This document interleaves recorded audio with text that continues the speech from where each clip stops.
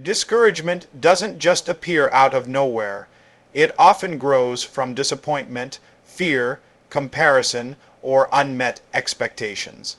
Before you can overcome it, you must identify what's feeding it. When you expose the root, you take the first step toward breaking its power over your life.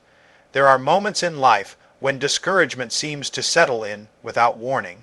It can creep into your thoughts quietly, or it can crash in like a storm that leaves you wondering how you got there in the first place. And if you're not careful, you'll start treating discouragement like it's just part of who you are, rather than something that has come against you. But you need to understand something very clearly. Discouragement always has a source. It doesn't grow in a vacuum. There is always something feeding it, something beneath the surface that gives it strength. Sometimes it comes from disappointment. You had expectations, you believed for something, you worked toward it, and it didn't happen the way you thought it would. That gap between what you hoped for and what actually happened can become a breeding ground for discouragement. And if you don't deal with it, that disappointment will begin to whisper lies into your mind, telling you it's not worth trying again. Other times, discouragement is rooted in fear. Fear of failure, fear of rejection, fear that no matter what you do, things won't change. Fear has a way of paralyzing you, of making you feel stuck before you've even taken the next step. It paints a picture of the future that is dark and uncertain, and if you listen to it long enough, you'll begin to believe that picture is reality. And then there's comparison. Looking at someone else's life, someone else's progress, someone else's success, and measuring yourself against it. That's a dangerous place to live, because you're comparing your behind the scenes struggles to someone else's highlight reel. Comparison will rob you of joy and replace it with a quiet sense of not being enough, and that feeling, if left unchecked, will drain your strength and deepen your discouragement. For some, it's simply exhaustion. You've been fighting for so long, carrying so much, giving everything you have, and now you're tired. Not just physically tired, but tired in your soul. And when you're worn down like that, discouragement doesn't have to knock hard. The door is already half open. But here's the turning point. You cannot overcome what you refuse to identify. If you just label everything as "I feel discouraged" and leave it there, you'll stay stuck. You have to go deeper. You have to ask yourself, what is really behind this? What is feeding this feeling? Because once you shine a light on the root, you begin to take away its power. You see, discouragement thrives in the dark. It grows when it's unexamined, when it's unnamed, when it's allowed to sit quietly in the corners of your heart. But the moment you bring it into the light, the moment you recognize it for what it is, something begins to shift. You're no longer a victim of it. You're confronting it, and that's where strength begins to rise, not because everything has suddenly changed around you, but because something has changed within you. You've stopped running from the problem, and you've started facing it. You've drawn a line and said, "I'm not going to let this define me. I'm not going to let this control my next step." You may not be able to control every situation that comes your way, but you can control how you respond to it. And recognizing the root of your discouragement is the first step in taking that control back. It's the moment you stop being overwhelmed by a feeling and start understanding it, confronting it, and ultimately overcoming it. Because once you know where it's coming from, you can begin to cut it off at the source. And when you do that, discouragement loses its grip, your perspective begins to clear, and you find the strength to stand again. You can't defeat what you won't face, but the moment you face it, you've already begun to win. Feelings are real, but they are not always truthful. Discouragement can distort your perspective and make temporary situations feel permanent. You must learn to stand on truth rather than emotion, reminding yourself that setbacks are part of the journey, not the end of it. Now, once you begin to understand where that discouragement is coming The next battle you'll face is even more subtle and often more dangerous. It's the battle over what you believe about it. Because discouragement doesn't just affect how you feel. It tries to redefine what you see as reality. Feelings have a powerful voice. They can be loud, persuasive, and incredibly convincing. When discouragement settles in, it doesn't politely suggest that things are difficult. It declares that things are hopeless. It doesn't whisper that you had a bad moment. It tells you that your whole situation is a failure. And if you're not careful, you'll begin to accept those feelings as facts. But you need to draw a clear line in your life between what you feel and what is true. You can feel defeated and not be defeated. You can feel like giving up and still have a purpose worth pursuing. You can feel alone and still be surrounded by unseen support and strength. Feelings are real, but they are not always reliable. They fluctuate with circumstances, with fatigue, with pressure, with what you're going through in the moment. Discouragement has a way of narrowing your vision. It takes a temporary situation and stretches it into something that feels permanent. It takes a single setback and makes it look like a final outcome. That's how it traps you. It convinces you that what you're experiencing right now is all there is and all there ever will be. But that's simply not true. There have been moments in your life before when you felt like things wouldn't change, and yet they did. There were times when you thought you couldn't go on, and yet somehow you found the strength to take another step. The problem is, discouragement erases your memory of those victories. It blinds you to the fact that you've already overcome things you once thought would defeat you. So you have to make a conscious decision. You will not allow your feelings to sit in the seat of authority in your life. That doesn't mean you ignore your feelings. It doesn't mean you pretend they don't exist. But it does mean you refuse to let them have the final say. You acknowledge them, but you don't bow to them. You feel them, but you don't follow them blindly. Instead, you begin to speak truth into your situation, even when your emotions resist it. You remind yourself that a setback is not the end. You remind yourself that failure is not final. You remind yourself that just because something feels overwhelming doesn't mean it is unconquerable. And this takes discipline, because your emotions will try to pull you back into that place of discouragement. They'll say, "This is too hard, this isn't working, you should just stop." But you have to answer back with something stronger than emotion. You have to answer with conviction, because if you let feelings lead, they will lead you in circles. One day you'll feel strong. The next day you'll feel weak. One day you'll feel hopeful. The next day you'll feel defeated. And your life will rise and fall based on emotional tides that were never meant to guide you. But when you stand on truth, something stabilizes within you. You're no longer reacting to every shift in emotion. You're anchored, you're steady, you're able to move forward even when everything inside you says to stop. That's where real strength is born, not in the absence of discouragement, but in the decision to move forward in spite of it. You don't wait to feel better before you take a step.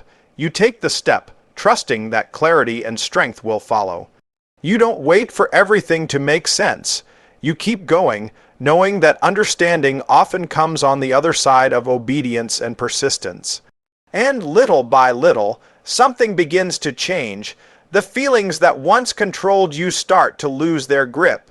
The voice of discouragement grows quieter, and the truth you've been holding on to becomes louder, clearer, and stronger in your life.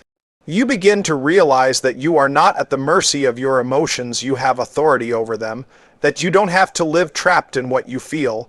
You can rise above it. And when you reach that place, discouragement no longer has the same power it once had. It may still come, but it won't control you. It may still speak, but it won't define you. Feelings may speak, but truth decides. What you repeatedly think will shape how you live. Replace negative thoughts with truth, hope, and faith. Feed your mind with what builds you up rather than what tears you down. A renewed mind creates renewed strength to rise again. Now, once you've made up your mind that your feelings are not going to control your life, you step into another crucial part of the journey, and that is the battlefield of your mind. Because whether you realize it or not, the thoughts you entertain day after day are shaping the direction of your life. You don't drift into strength, you think your way there. And in the same way, you don't accidentally fall into discouragement. You allow certain thoughts to take root and grow. Your mind is like soil. Whatever you plant in it, whatever you allow to stay there, will eventually produce something. If you continually rehearse negative thoughts, if you keep telling yourself that you're not capable, that things will never change, that you've failed too many times, then discouragement will feel like the natural outcome. It won't even seem like a battle anymore. It will feel like a conclusion, but that's not because it's true. It's because it's been repeated. You see, repetition has power. The thoughts you go over again and again begin to feel like facts, even when they are built on fear, disappointment, or past experiences. And before long, those thoughts begin to shape your attitude, your decisions, and your expectations for the future. So if you want to rise again, you cannot ignore what's happening in your mind. You have to become intentional about what you allow to stay there. You have to stop being a passive listener to every thought that passes through and start becoming a gatekeeper. Not every thought deserves your attention. Not every idea deserves to take root in your heart. Some thoughts need to be rejected immediately because they are working against you, not for you. When a thought says you'll never make it, you don't sit there and analyze it. You challenge it. When a thought says this is the end for you, you don't accept it. You replace it. You begin to speak truth where lies have been trying to settle in. And at first, that might feel unnatural. It might even feel like you're forcing it, because your mind has become so used to one pattern of thinking that anything different feels unfamiliar. But you have to remember, you're not trying to maintain what's familiar, you're trying to create what's better. Strengthening your mind takes consistency. It's not something you do once and suddenly everything changes. It's something you practice daily. You choose what you dwell on. You choose what you repeat to yourself. You choose what you believe, and little by little, those new thoughts begin to take hold. They begin to grow roots. They begin to push out the old patterns that once dominated your thinking. Instead of waking up expecting failure, you begin to expect growth. Instead of assuming the worst, you begin to look for possibility. Instead of being trapped in what went wrong, you begin to focus on what can still go right. And as your thinking changes, something else begins to change. Your strength returns, because discouragement feeds on a weak and unguarded mind. It thrives where negativity is left unchecked. But when your mind is filled with truth, with hope, with a steady belief that you can move forward, discouragement starts to lose its place. It can't survive in an environment where it's constantly being challenged. It can't take over a mind that refuses to give it room to grow. Now, that doesn't mean you'll never have negative thoughts again. They will come. There will be moments when old patterns try to resurface. But the difference is, you won't entertain them the same way anymore. You'll recognize them for what they are, and you'll know how to respond. You won't let them linger. You won't let them define your outlook. You won't let them take you back to a place you've already decided to leave. And over time, you'll begin to notice something powerful. The very place where you used to feel the weakest, your thoughts, will become the place where you are the strongest. You'll begin to think with clarity instead of confusion, with confidence instead of doubt, with faith instead of fear. And that kind of thinking doesn't just change how you feel. It changes how you live, because a renewed mind leads to renewed action. And renewed action leads to a different outcome. You are not stuck with the thoughts that have been holding you back. You have the ability to change them, to shape them, to align them with something greater. And when you do, you are no longer feeding discouragement, you are starving it. And when discouragement is starved long enough, it has no choice but to let go. What you allow in your mind will determine whether you stay down or rise again. Waiting until you feel better often keeps you stuck.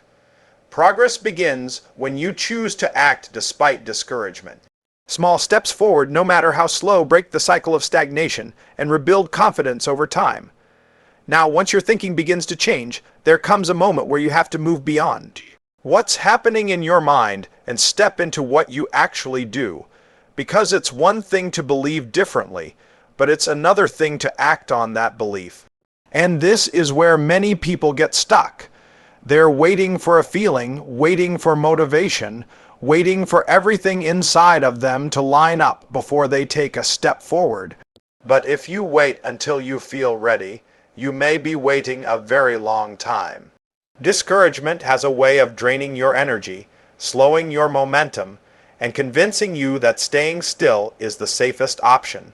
It whispers, just wait a little longer, don't try yet, you're not strong enough. And the longer you listen to that voice, the harder it becomes to move at all. But progress doesn't come from waiting, it comes from moving. You don't need to have everything figured out to take a step.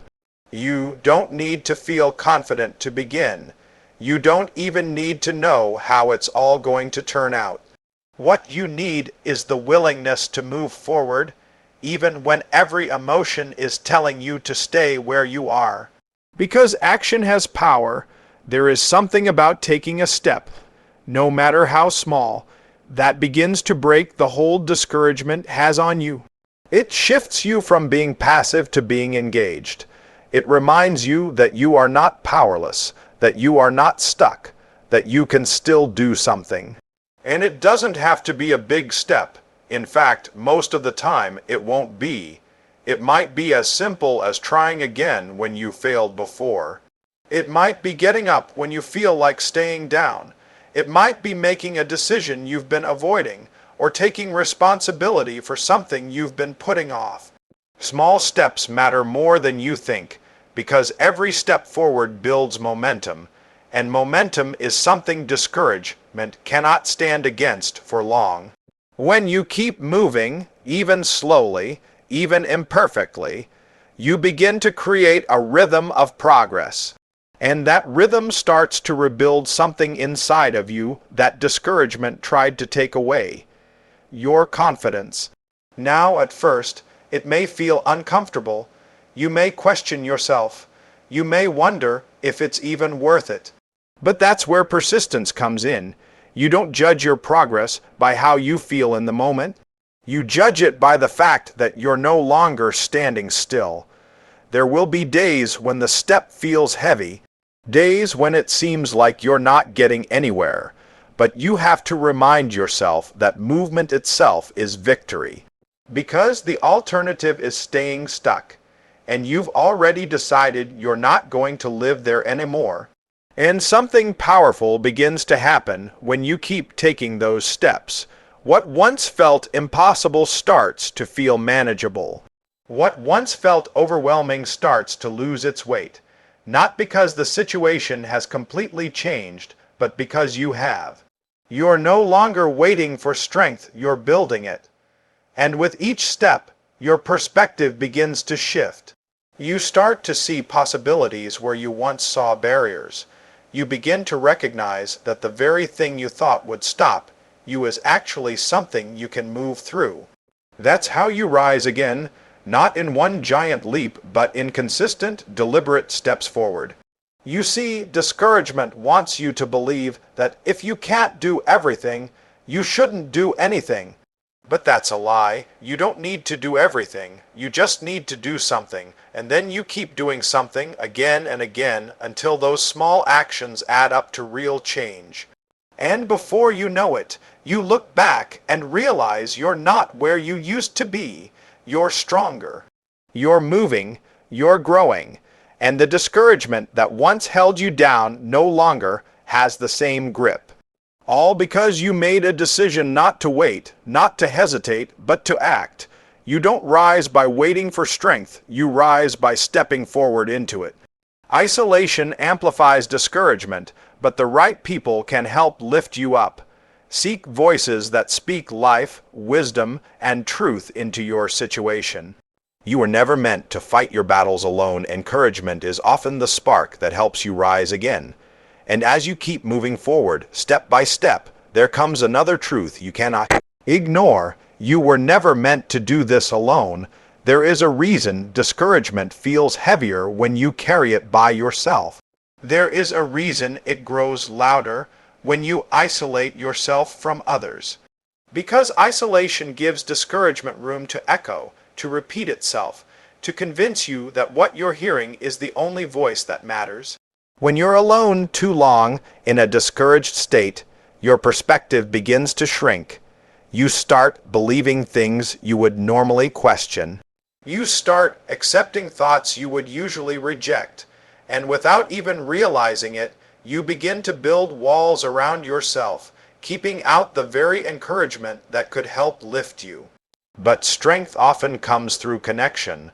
There are people who can speak into your life in a way that changes how you see everything.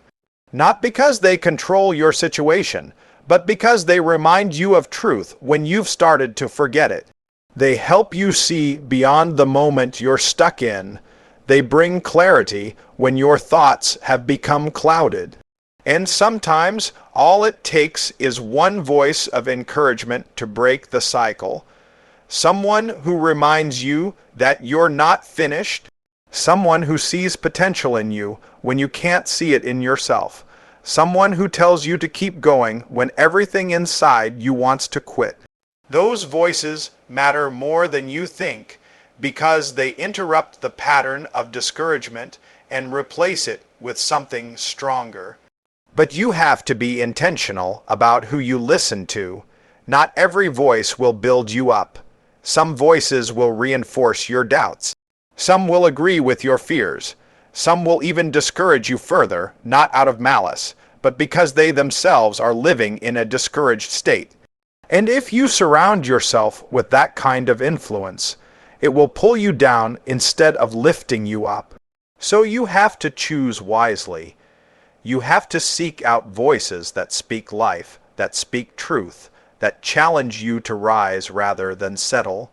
People who won't just sympathize with your struggle, but will also remind you of your strength. And this doesn't mean you only surround yourself with people who tell you what you want to hear. Real encouragement is not just comfort, it's also truth. It's someone looking you in the eye and saying, "I know this is hard, but I also know you can get through it." It's someone who refuses to let you stay where you are when they know you were meant to move forward. There is something powerful about being around people who believe in rising again, because belief is contagious. When you're around those who carry hope, it begins to influence how you think. When you're around those who keep going despite difficulty, it challenges you to do the same. Their strength begins to stir something in you that you thought you had lost. And it works both ways. As you begin to rise, as you begin to regain your footing, you also become a source of encouragement for someone else. You begin to speak life into others. You begin to remind them of what they're capable of. And in doing so, you reinforce those same truths in your own life. Because encouragement is not just something you receive, it's something you give, and the more you give it, the stronger it becomes within you. Now, that doesn't mean every moment will be easy. There will still be times when discouragement tries to creep back in. But when you are surrounded by the right voices, it won't find the same space it once had. It won't be able to take over the way it used to. Instead, it will be met with truth. It will be met with support. It will be met with people who refuse to let you fall without reminding you that you can stand again. You don't have to carry this alone. You were never meant to. There is strength in standing together, in lifting one another, in speaking life when it's needed most. And when you surround yourself with the right voices, discouragement loses its echo, and hope begins to rise in its place. Show me your circle, and I'll show you your future. Every fall carries the potential for a greater rise. Discouragement is not your destination. It's a moment in your journey. When you hold on, learn, and keep moving forward, what once tried to defeat you can become the very thing that strengthens and defines you. And when you begin to surround yourself with the right voices, when your thinking is changing and your actions are moving you forward, you start to see something you may not have recognized before. That what felt like the end was never the end at all. It was a moment, a difficult moment, yes, a painful moment, perhaps, but not your final destination. Discouragement has a way of making every setback feel permanent. It convinces you that because something went wrong, everything is wrong. Because you fell, you can't rise. Because it didn't work out, it never will. But that's not reality. That's perspective shaped by pain. The truth is, setbacks are a part of every meaningful journey. No one moves forward without resistance. No one grows without facing moments that test them. And sometimes the very thing that feels like it's breaking you is actually shaping you. It's teaching you lessons you wouldn't learn any other way. It's strengthening parts of you that comfort never could. You may not see it in the moment. In fact, most of the time you won't. When you're in the middle of disappointment, it doesn't feel like a setup for anything good. It just feels like loss. It feels like failure. It feels like something has been taken from you. But time has a way of revealing what the moment could not. What you thought was a closed door was actually a redirection. What you saw as failure was preparation. What felt like a delay was developing something within you that you would need later on. And if you had not gone through that moment, you would not be the person you are becoming. That doesn't mean the pain wasn't real. It doesn't mean the struggle didn't matter. But it does mean that it wasn't wasted. There is purpose even in the places where you felt the weakest, because those are the places where you learned to keep going when it was hard, where you discovered strength you didn't know you had, where you began to understand that your ability to rise again is greater than your fear of falling. And that changes how you see everything. Instead of dreading setbacks, you begin to understand them. Instead of being defeated by them, you begin to grow through them. You stop asking, "Why did this happen to me?" and start asking, "What can this produce in me?" That shift is powerful. Because now discouragement doesn't have the same hold. It can still come, but it won't convince you the way it used to. You've seen enough, you've come far enough, to know that one moment does not define your entire story. You begin to carry a quiet confidence, not because everything is easy, but because you've learned that you can endure difficulty and still move forward. You've learned that falling is not the end unless you decide to stay there, and you've made up your mind you're not staying there. So when the next challenge comes, and it will come, you face it differently, not with fear but with perspective, not with defeat but with determination. You remind yourself that you've been here before in a different form, and you made it through. And if you made it through then, you can make it through now. That's how resilience is built. Not in comfort, but in the decision to rise again and again, no matter how many times you've been knocked down. It's not about never falling, it's about never staying down. And as you continue on this journey, you begin to see something beautiful unfold. The very things that once discouraged you become part of your strength. The moments that once made you question everything become the foundation of your confidence. You don't erase those experiences, you carry them as proof that you can overcome. And one day, you'll look back and realize that what you thought would stop you actually propelled you forward. That what you thought was the end was just a turning point. That what tried to break you became the reason you're stronger than you've ever been. So don't fear the setback. Don't let it define you. Don't let it convince you to quit, because a setback is not the end of your story.